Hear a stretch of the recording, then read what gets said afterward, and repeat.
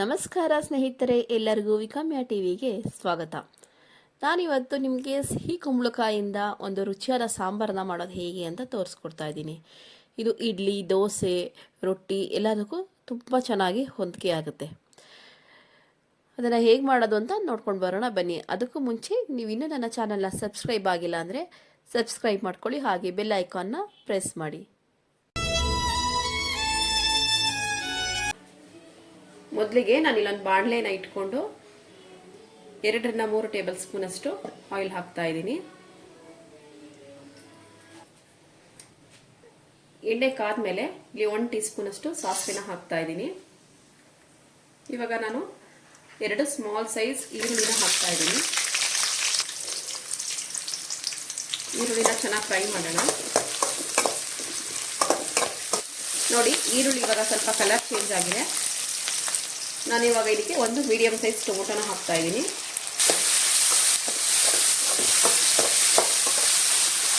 ಇವಾಗ ಟೊಮೊಟೊ 1 ನಿಮಿಷ ಫ್ರೈ ಆದಮೇಲೆ ಇವಾಗ ನಾನು ಇದಕ್ಕೆ 1.5 ಕಪ್ಪಷ್ಟು ಸಿಹಿ ಕುಂಬಳಕಾಯಿನ ಹಾಕ್ಕೊಳ್ತಾ ಇದ್ದೀನಿ. ನಾನು ಇದನ್ನು ಮೀಡಿಯಂ ಸೈಜಲ್ಲಿ ಕಟ್ ಮಾಡ್ಕೊಂಡಿದ್ದೀನಿ. ತುಂಬ ಸಣ್ಣಾಗಿ ಕಟ್ ಮಾಡಿಲ್ಲ, ತುಂಬ ದೊಡ್ಡದಾಗೂ ಮಾಡಿಲ್ಲ, ಮೀಡಿಯಂ ಸೈಜಲ್ಲಿ ಕಟ್ ಮಾಡ್ಕೊಂಡಿದ್ದೀನಿ. ನಂತರ ಇದಕ್ಕೆ 1/2 ಸ್ಪೂನಷ್ಟು ಅರಿಶಿನ ಹಾಕ್ತಾ ಇದ್ದೀನಿ. ಹಾಗೆ ಸ್ವಲ್ಪ ಉಪ್ಪನ್ನು ಹಾಕ್ತಾ ಇದ್ದೀನಿ. ಎಲ್ಲವನ್ನ ಹಾಕಿ ಮಿಕ್ಸ್ ಮಾಡೋಣ. ಇಲ್ಲಿ ಈರುಳ್ಳಿ ಇಷ್ಟ ಇಲ್ಲ ಅಂದರೆ ಸ್ಕಿಪ್ ಮಾಡ್ಕೋಬೋದು, ಈರುಳ್ಳಿ ಬೆಳ್ಳುಳ್ಳಿ ಹಾಕಿ ಕೂಡ ಮಾಡ್ಕೋಬೋದು. ಬಟ್ ಇದಕ್ಕೆ ಈರುಳ್ಳಿ ಹಾಕಿದ್ರೆ ಸ್ವಲ್ಪ ರುಚಿ ಚೆನ್ನಾಗಿ ಬರುತ್ತೆ. ನೋಡಿ, ಇವಾಗ ಕುಂಬಳಕಾಯಿ ಒಂದು ಸ್ವಲ್ಪ ಫ್ರೈ ಆಗಿದೆ. ಇವಾಗ ನಾನು ಇದಕ್ಕೆ ಒಂದು 2ರಿಂದ 3 ಕಪ್ಪಷ್ಟು ನೀರನ್ನು ಸೇರಿಸ್ತಾ ಇದ್ದೀನಿ. ಇವಾಗ ಕುಂಬಳಕಾಯಿ ಸಾಫ್ಟ್ ಆಗೋವರೆಗೆ ಮುಚ್ಚಿ ಬೇಯಲಿಕ್ಕೆ ಬಿಡೋಣ. ನಾನಿಲ್ಲಿ ಮಸಾಲೆ ರುಬ್ಲಿಕ್ಕೆ 1 ಕಪ್ಪಷ್ಟು ತೆಂಗಿನಕಾಯಿ ತುರಿನ ಹಾಕೋತಾ ಇದ್ದೀನಿ. 1 ಸ್ಮಾಲ್ ಸೈಜ್ ಟೊಮೆಟೊ, 1.5 ಸ್ಪೂನಷ್ಟು ಸಾಂಬಾರ್ ಪೌಡರ್. ನೀವು ಸಾಂಬಾರ್ ಪೌಡರ್ ಬಳಸಲ್ಲ ಅಂತ ಅಂದರೆ ಧನಿಯಾ, ಕಡಲೆಬೇಳೆ, ಉದ್ದಿನಬೇಳೆ, ಜೀರಿಗೆ ಹಾಗೂ ಮೆಣಸಿನ್ಕಾಯಿ ಇಷ್ಟನ್ನು ಹುರಿದ್ಬಿಟ್ಟು ರುಬ್ಬಿ ಪುಡಿ ಮಾಡಿ ಕೂಡ ಹಾಕೋಬೋದು.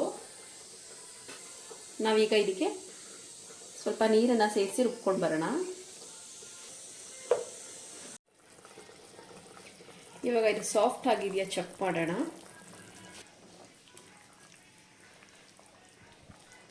ನೋಡಿ, ಇವಾಗ ಕುಂಬಳಕಾಯಿ ಈ ಥರ ಸಾಫ್ಟ್ ಆಗಿದೆ. ನಾನು ಇವಾಗ ಇದಕ್ಕೆ ರುಬ್ಕೊಂಡಿರೋಂತಹ ಮಸಾಲಾನ ಆಡ್ ಮಾಡ್ತಾ ಇದ್ದೀನಿ.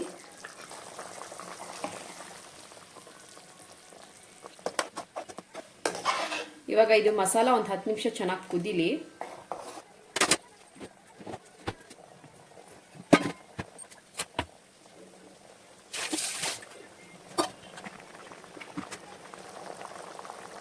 ನೋಡಿ, ಇವಾಗ ಸಾಂಬಾರು ಚೆನ್ನಾಗಿ ಕುದೀತಾ ಇದೆ. ನಾನು ಇವಾಗ ಇದಕ್ಕೆ 1/2 ಸ್ಪೂನಷ್ಟು ಬೆಲ್ಲನ ಹಾಕ್ತಾ ಇದ್ದೀನಿ. ನಿಮಗೆ ಇನ್ನೊಂದು ಸ್ವಲ್ಪ ಸ್ವೀಟ್ ಬೇಕು ಅಂತ ಅನಿಸಿದ್ರೆ ನೀವು 1 ಸ್ಪೂನಷ್ಟು ಬೆಲ್ಲದ ಪುಡಿನ ಹಾಕೋಬೋದು. ಬಟ್ ಇದು ಸಿಹಿ ಕುಂಬಳಕಾಯಿ ಸಾಂಬಾರು ಸ್ವಲ್ಪ ಸ್ವೀಟ್ ಆಗಿದ್ರೇ ಇಡ್ಲಿ, ದೋಸೆ ಅದಕ್ಕೆಲ್ಲ ತುಂಬ ಚೆನ್ನಾಗಿರುತ್ತೆ. ಮತ್ತು ಇವಾಗ ಈ ಸ್ಟೇಜಲ್ಲೇ ನೀವು ಸಾಲ್ಟ್ ಹೇಗಿದೆ ಅಂತ ಚೆಕ್ ಮಾಡಿ ಬೇಕಂದರೆ ಸ್ವಲ್ಪ ಸಾಲ್ಟ್ ಹಾಕೋಬೋದು. ಇದು ಸ್ವಲ್ಪ ಸಾಲ್ಟ್ ಕಮ್ಮಿ ಇದೆ ಅಂತ ಅನಿಸ್ತು, ಹಾಗಾಗಿ ನಾನು ಸ್ವಲ್ಪ ಸಾಲ್ಟ್ ಹಾಕ್ತಾ ಇದ್ದೀನಿ. ಕುಂಬಳಕಾಯಿ ಬೇಯ ಹಾಕುವಾಗಲೂ ಕೂಡ ನಾವು ಸ್ವಲ್ಪ ಸಾಲ್ಟನ್ನು ಹಾಕಿದ್ವಿ, ನೋಡಿಕೊಂಡು ಹಾಕ್ಕೊಳ್ಳಿ. ಇವಾಗ ಇದು ರೆಡಿ ಆಗಿದೆ.